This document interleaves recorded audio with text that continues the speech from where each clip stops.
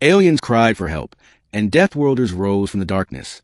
The beacon went out across the stars, a desperate scream woven into frequencies of light radio and pulse-wave graviton echoes. It was not elegant. It was not refined.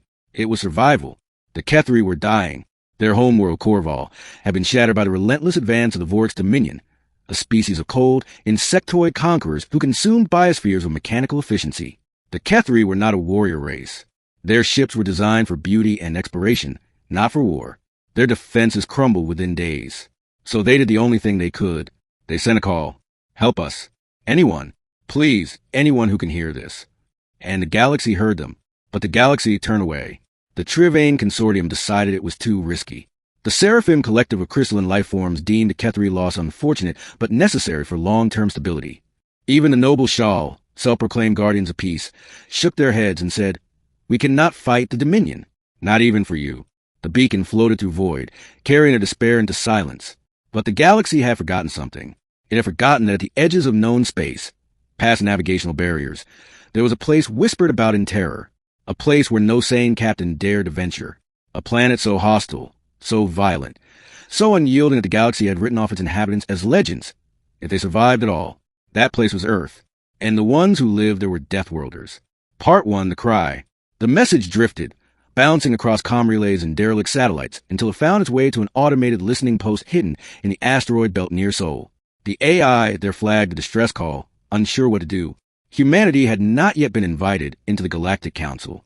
They were observed from a distance, monitored, contained, but containment could not silence curiosity.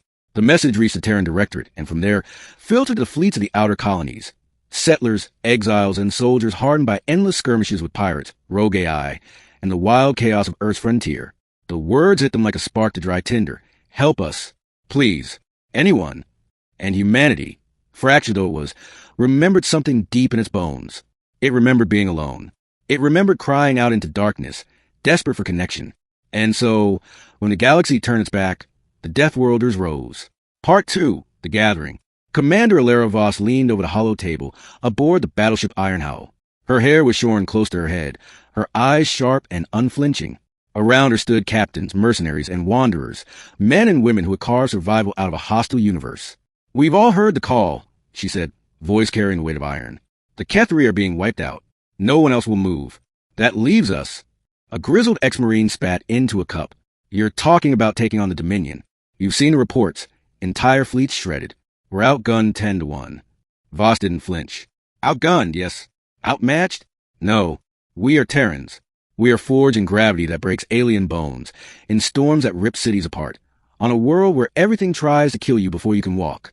We are predators born of a death world." Silence followed. No one argued. Everyone in that room had scars to prove it. "We won't do this for politics," she continued. "We won't do it for recognition. We'll do it because they asked for help, and no one else would come." Slow nods followed. One by one, captains pledged their ships. The Ironhowl, the Crimson Wraith, the Nomad's Pride, ragtag fleets of destroyers, carriers, and salvaged alien frigates retooled by human ingenuity. Deathworlders answered, and they rose from the darkness. Part 3, the arrival. The Kethri last refuge was a city ship, Lurith Keen, orbiting the shattered remains of their world. The skies above it burned with Dominion warships. Resistance was futile. The Kethri prepared for the end. And then the void shuddered. Dozens of human ships translated from slipspace, emerging like wolves from the black. Their hulls were scarred, asymmetrical, patched with salvaged alien tech. They didn't gleam with elegance like Trivane cruisers. They looked dangerous, predatory, alive. The lead ship, Ironhowl, broadcast only 2 words. "We heard." Then the Deathworlders struck. Human ships didn't line up neatly for battle, like most galactic fleets. They swarmed. They dove. They fought like the predators they were, exploiting weaknesses in Dominion formations, striking at engines, tearing ships apart from within. Boarding parties launched. Men and women in jury-rigged armor wielding magnetic rifles, plasma cutters, and blades forged from the bones of their homeworld. The Vorts expected another civilized fleet, easy prey. Instead, they found Deathworlders who treated war like survival. Within hours, the Dominion siege fractured. The Kethri, watching from their trembling city ship, wept as strangers bled and died for them. Part 4, the price of survival. The war did not end that day. The Vorts were relentless. For every hive ship destroyed, 2 more came. But humanity thrived in war. The harder the fight, the more inventive they became. Where the Dominion adapted slowly, humans shifted tactics overnight. One week they fought with stealth, the next with overwhelming force. They learned their enemy like predators studying prey. Commander Voss herself led dozens of boarding assaults, her name whispered like a curse among Dominion soldiers. Her fleet became a shadow that haunted the Vorax, striking where least expected, retreating before retaliation could land. Still, the cost was high. Entire human crews were lost. The Nomad's pride vanished in a blaze of plasma. The Crimson Wraith rammed the hive ship, tearing both apart. Deathworlders fought with fury, but fury alone could not halt the tide. It was then the Kethri, timid and broken, found courage. "We cannot let them fight alone," said Eldalan, his crystalline tendrils trembling as he addressed the survivors of his people. "They came for us when none would. They bleed for us now. We will rise for them."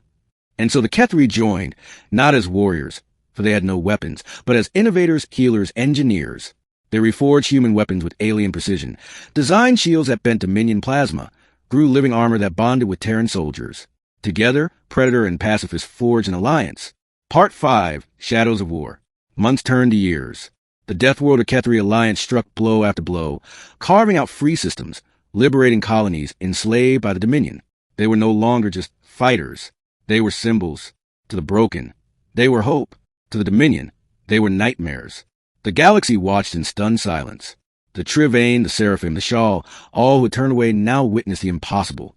Fragile humans, dismissed as primitives, were crippling an empire that had stood for millennia. But with victory came whispers. Humanity is too dangerous. They fight like no other species. What happens when they turn on us? Perhaps the Dominion should win. At least their brutality is predictable. At least their brutality is predictable. The irony was bitter. The same galaxy that had abandoned the Kethri now feared the Deathworlders who had saved them. And humanity knew it. But they did not stop. Part 6, the final gambit. At last, the war came to a single, terrible choice. The Dominion Central Hive World, Vorax Prime, was the heart of the swarm. To strike it meant victory or extinction. Commander Voss gathered her captains one last time. "This is it," she said. "We end them here or they end us everywhere." No one spoke against it. Deathworlders did not fear death. They respected it. As an old companion, the fleet launched. Kethri allies guided them with stealth technology never before seen. Human ships tore through blockade lines, burning, bleeding, refusing to fall. On the surface of Vorax Prime, Voss herself led the assault. Dominion towers loomed like blades, skies filled with shrieking warforms. It was hell, but Earth's children were born in hell. Through fire and blood, they carved their way to the central hive mind. The battle raged for 3 days, every corridor a graveyard, every victory purchased with lives. At last, Voss reached the core, a writhing mass of biomechanical flesh. The brain of an empire. She placed the charges herself. And as the chamber burned, she whispered the words carried across every human channel. "This is for those who cried for help, and were heard." The explosion ripped through the hive, severing the Dominion at its heart. Across the galaxy, Vorax fleet spasmed leaderless, fractured. Some turned feral. Some fled. The empire collapsed. Part 7, The Dawn. Silence returned to the stars. The Kethri emerged from ruin, alive because predators had chosen compassion. They rebuilt, their city ships now forged with human steel. The humans, bloodied and fewer than before, did not linger for praise. They never expected it. They simply returned to the darkness, to their colonies, their wild worlds, their endless survival. But the galaxy would not forget. The whispers of fear became legends of awe. Children of every species spoke of the day when gentle Kethri cried for help, and Deathworlders rose from the shadows to answer. And for the first time in history, the galaxy understood. The most dangerous species were not conquerors. They were guardians. They were the ones who came when no one else would. They were Deathworlders.